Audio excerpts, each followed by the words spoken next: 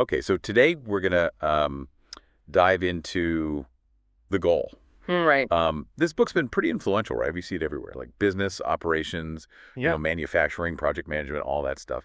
And it's basically, well, it tells a story. It's about this plant manager, Alex Rogo, who's trying to, save his struggling factory. Yeah, and it's a really engaging way to, learn about this thing called the theory of constraints or TOC. Right, TOC. And that's really what we're going to try to do today, right? Like, let's kind of extract those core ideas from the book and make them, clear and actionable for everyone listening. So, I guess the first thing is, what is this theory of constraints all about? What's the big idea? Well, the core is this. Every system, every process has a bottleneck. A bottleneck. Yeah, it's the one thing that's limiting the entire output of the whole system. Imagine, a factory where one machine can only process, say, 50 parts per hour, but all the other machines can handle 100. So that one slower machine is holding everything back. Exactly. It doesn't matter how fast the other machines are, you're never going to get more than 50 parts per hour out the door. That slower machine, that's your bottleneck. That's your constraint. Okay, so I see how that works in a factory, but like, how does that apply to, other Well, stuff? it's everywhere. Think about a restaurant, right?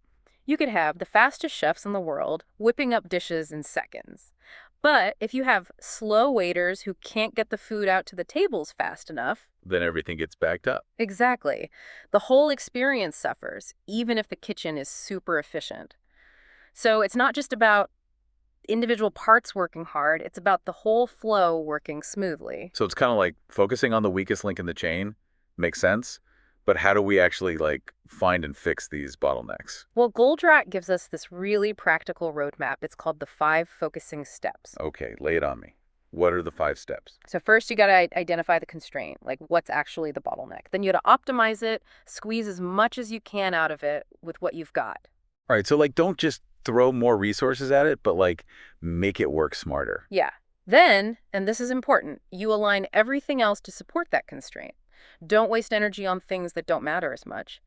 Fourth, if you can, elevate the constraint, increase its capacity somehow, And then finally, repeat. Because once you fix one bottleneck, another one might pop up somewhere else. so it's a continuous improvement thing, right? Exactly. Always looking for that next constraint. So let's say the bottleneck in a company is, I don't know, like their employee onboarding process. Okay, yeah, that's a common one. To optimize that, you might streamline the paperwork Right. or make the training more efficient so new hires can get productive faster. Absolutely. And another thing the goal talks about is the power of working in small batches. Small batches. Yeah, so we often think doing big chunks of work is more efficient. But actually, breaking things down into smaller, focused batches can really speed things up. Like, imagine a software development team with a ton of huge projects on their plate. Everything gets delayed, right? But Uh-huh. if they focus on smaller pieces, they finish things faster, get them out the door, it creates this momentum. That's interesting. So it's like focusing your energy on a few things at a time. Exactly. And this actually ties into another big idea from the book. It's about shifting our focus from cutting costs to maximizing throughput. Right, throughput, like how quickly value is moving through the system. Yeah. It's not just about saving money, it's about making money. Yeah, like you could cut costs by, I don't know, firing people. Yeah. But if that slows down your production and you can't get products out the door, Then you're actually hurting yourself in the long run. right? So the focus should be on, generating revenue efficiently. Precisely. It's all about making the system flow smoothly by targeting those bottlenecks, working smarter, not just harder. So to wrap things up, if there's one thing to take away from our dive into the goal, it's that improving performance is about finding and tackling those bottlenecks, those constraints. It's about making the whole system work better, not just individual parts. And that's something everyone can apply no matter what they do. Absolutely. So here's something to think about. Where is the biggest bottleneck in your work or your business right now? And what's one tiny thing you could do this week to start addressing it?